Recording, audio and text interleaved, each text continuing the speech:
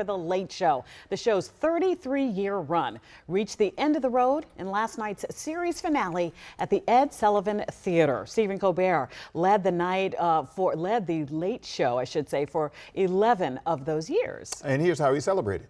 This isn't goodbye, it's see you later. Do you think you might be in a little bit of denial?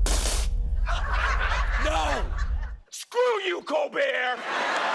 Without you, where will Americans turn to see a middle-aged white man make jokes about the news? Dustin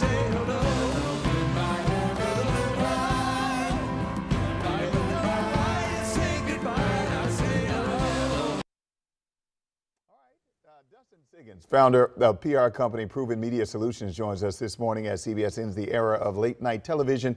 Good morning to you. Good to talk to you. Absolutely. Thanks for having me. Yes. How you doing? We're doing fine, thank you. And you know, we wanted to have you on this morning to get your thoughts on Colbert's final show. What stood out for you?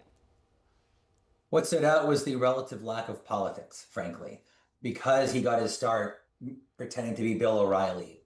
He went viral at the White House Correspondents' Dinner in 2006.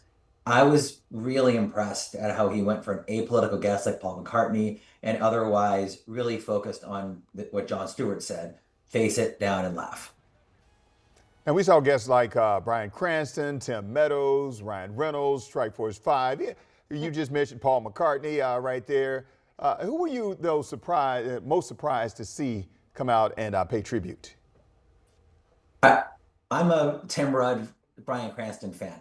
I'm a fan of both of them, in part because in my opinion, they've always kind of stood out with sort of being unusual in their characters. So having those two guys show up was a nice treat.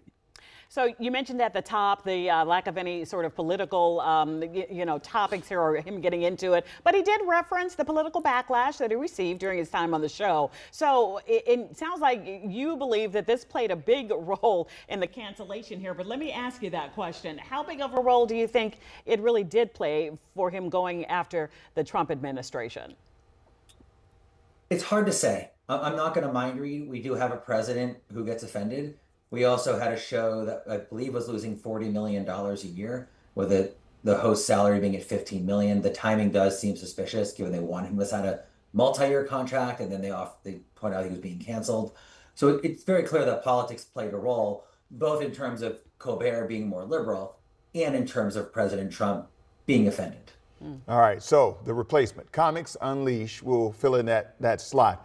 What does this say about the direction of late-night TV and where they're going next? I think it says more about the media challenges in general. We all know that Eric Erickson is one of the top radio hosts in the country, podcast hosts in the country. He produces it largely by himself. He's one person helping, versus an entire network like yours or CNN or CBS, where there's massive infrastructure costs. I think that's a big part of it. I think Colbert said he has a new TikTok account. He's not going anywhere. I'm less concerned about the future of late night TV and more interested to see how things develop as infrastructure costs are reduced by people going off on their own, as Don Lemon and many others have done. All right. Dustin Siggins, founder of PR company Proven Media Solutions, thank you for that insight this morning. Appreciate you. Yeah, stay dry. All right, we'll try.